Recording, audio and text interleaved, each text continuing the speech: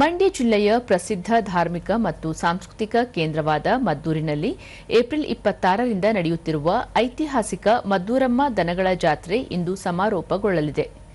ಜಾತ್ರೆಗೆ ಮಂಡ್ಯ, ಮೈಸೂರು, ಚಾಮರಾಜನಗರ, ಬೆಂಗಳೂರು ಗ್ರಾಮಾಂತರ ಮತ್ತು ತುಮಕೂರಿನಿಂದ ಸಾವಿರಾರು ಹಳ್ಳಿ ಕಾರ್ ತಳಿಯ ಎತ್ತುಗಳೊಂದಿಗೆ ರೈತರು ಆಗಮಿಸಿದ್ದಾರೆ.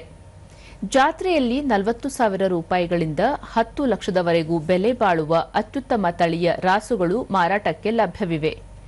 ರಾಸುಗಳಿಗೆ ಕುಡಿಯುವ ನೀರು, ನೆರಳು ಮತ್ತು ಮೇವಿನ ವ್ಯವಸ್ಥೆ ಮಾಡಿದ್ದು ರೈತರಿಗೆ ಯಾವುದೇ ತೊಂದರೆಯಾಗದಂತೆ ಕ್ರಮ ಕೈಗೊಳ್ಳಲಾಗಿದೆ. ಜಾತ್ರೆಯಲ್ಲಿ ರಾಸುಗಳ ಆಯ್ಕೆಗಾಗಿ ಸ್ಪರ್ಧೆ ನಡೆಯುತ್ತಿದ್ದು, ಹಳ್ಳಿಕಾರ್ ತಳಿಯ ನೂರಾರು ರಾಸುಗಳು ಹಾಗೂ ಬನ್ನೂರು ಕುರಿಗಳು ಸ್ಪರ್ಧೆಯಲ್ಲಿ ಭಾಗವಹಿಸಿರುವುದು ಜಾತ್ರೆಗೆ ಮತ್ತಷ್ಟು ಮೆರುಗು ತಂದಿದೆ.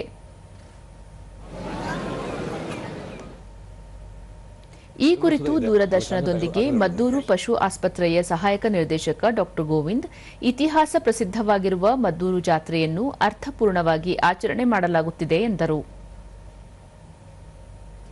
ನೆಕ್ಸ್ಟು ಹಸುಗಳಲ್ಲಿ ಬಂದು ಎತ್ತು ಮತ್ತು ಹಸುಗಳಲ್ಲಿ ಪ್ರಥಮ ಚಾಂಪಿಯನು, ದ್ವಿತೀಯ, ತೃತೀಯ ಚಾಂಪಿಯನ್ ನೀಡ್ತಾ ಇದ್ದೀವಿ. ಆಮೇಲೆ ಫಸ್ಟು, ಸೆಕೆಂಡು ಮತ್ತು ತೃತೀಯ 3 ಬಹುಮಾನವನ್ನು ಪ್ರತಿ ಕಡೆಯವರಿಗೆ ಕೊಡ್ತಾ ಇದ್ದೀವಿ. ಒಟ್ಟು 39 ಪ್ರೈಸ್ ನೀಡಿದ್ದೀವಿ. ಮುಖ್ಯ ಪಶು ವೈದ್ಯಾಧಿಕಾರಿ ಡಾ ಪ್ರದೀಪ್ ಕುಮಾರ್, ಮದ್ದೂರಮ್ಮನ ಜಾತ್ರೆಯಲ್ಲಿ ಹಳ್ಳಿಕಾರ್ ಸೇರಿದಂತೆ ಉತ್ತಮ ತಳಿಗಳನ್ನು ಆಯ್ಕೆ ಮಾಡಲು ತೀರ್ಪುಗಾರರಾಗಿ ಆಗಮಿಸಿದ್ದೇವೆ. ರಾಸುಗಳ ಹಲ್ಲು, ತಳಿಯ ಗುಣ, ಜೋಡಿ ಮತ್ತು ನಡಿಗೆಯನ್ನು ಗುರುತಿಸಿ ಅಂಕ ನೀಡಲಾಗುವುದು ಎಂದರು. ಅಥವಾ ಏನಾದರೂ ಬೇರೆ ಥರ ಸಮಸ್ಯೆಗಳು, ತುಂಬ ಸಮಸ್ಯೆಗಳು ಬರ್ತವೆ, ಅದನ್ನೆಲ್ಲ ನೋಡಿ ನಾವು ಅದರಲ್ಲಿ ಯಾವುದು ಉತ್ತಮ ಜೊತೆ ಇದೆ ಅಂತೇಳಿ ಜೊತೆಗೆ ಕೊಡುವಂತಹ ಒಂದು ಪಂದ್ಯಾವಳಿ ಇದು. ಆ ಪಂದ್ಯಾವಳಿಯಲ್ಲಿ ತೀರ್ಪು ಕೊಟ್ಟು ಅದರಲ್ಲಿ ಯಾವುದು ಉತ್ತಮ ರಾಸು ಅಂತೇಳಿ, ಮತ್ತು ಇದರಲ್ಲಿ 3 ಬಹುಮಾನಗಳು ಕೂಡ ಇದೆ, ಚಾಂಪಿಯನ್ ಅಂತೇಳಿ, ಅದನ್ನು ಕೂಡ ಆಯ್ಕೆ ಮಾಡಿಕೊಡುವಂಥ ಒಂದು ಪ್ರಕ್ರಿಯೆಯಲ್ಲಿ ನಾವು ತೀರ್ಪುಗಾರರಾಗಿ ಬಂದಿದ್ದೀವಿ.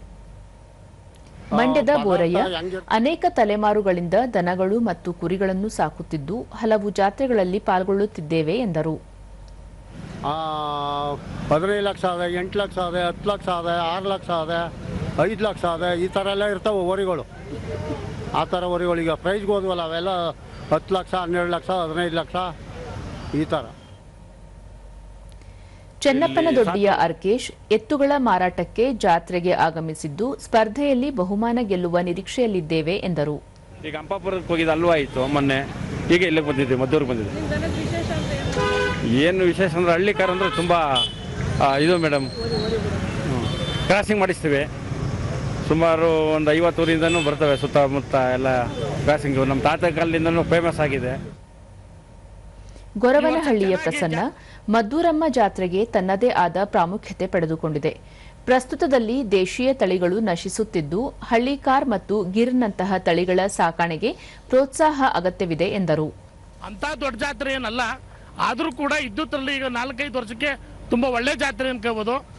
ಒಳ್ಳೊಳ್ಳೆ ರಾಸುಗಳು ಬಂದವೆ, ಮತ್ತು ಹಳ್ಳಿಕಾರು ಬೆಳೆಸಿ ಹಳ್ಳಿ ಉಳಿಸಿ ಅನ್ನುವಂಥ ಸಂದೇಶ ಇದರಿಂದ ಸಾರಬೇಕು.